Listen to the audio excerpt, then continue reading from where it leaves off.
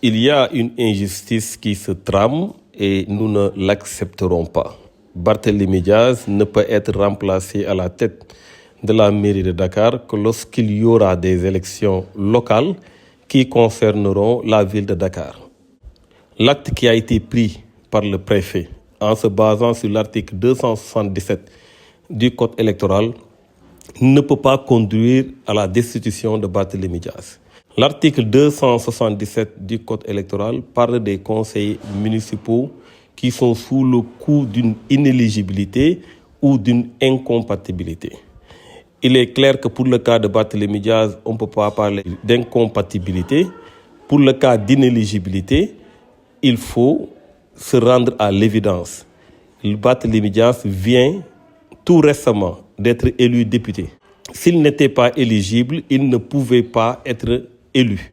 Son dossier est passé devant le Conseil constitutionnel, a été validé par ce même Conseil constitutionnel. Il ne revient pas à une autorité administrative d'interpréter la loi en contredisant une décision de la justice à travers le Conseil constitutionnel. Ça, c'est la première chose. La deuxième chose, si on se base sur le contenu de l'article 277 du Code électoral, il faut comprendre que Barthélémy Diaz est élu maire au suffrage universel direct.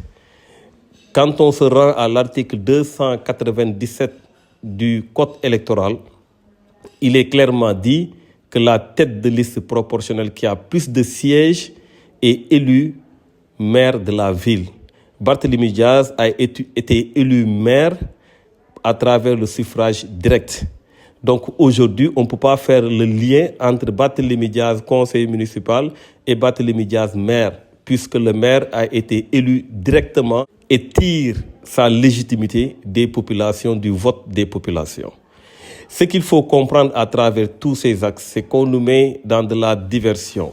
On utilise l'appareil étatique pour combattre des adversaires politiques. C'est inacceptable et nous ne l'accepterons pas.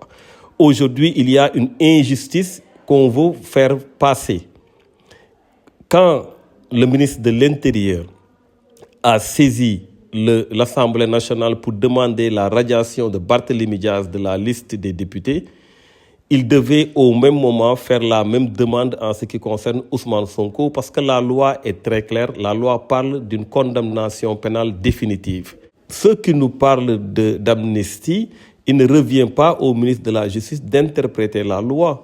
La loi portant amnistie est très claire en son article 4. Si le ministre de la Justice demande la radiation sur les listes des députés, il revient à Ousmane Sonko de saisir la chambre d'accusation de la Cour d'appel de Dakar pour tout simplement que cette chambre puisse trancher sur la couverture de l'amnistie. Est-ce que l'amnistie concerne sa condamnation ou pas?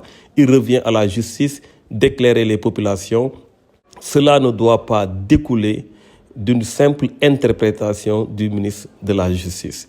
Il y a évidemment 2 poids, 2 mesures. Ce que nous disons très clairement, c'est que nous n'accepterons pas qu'on utilise les moyens de l'État pour combattre des adversaires politiques et nous ferons face le moment venu.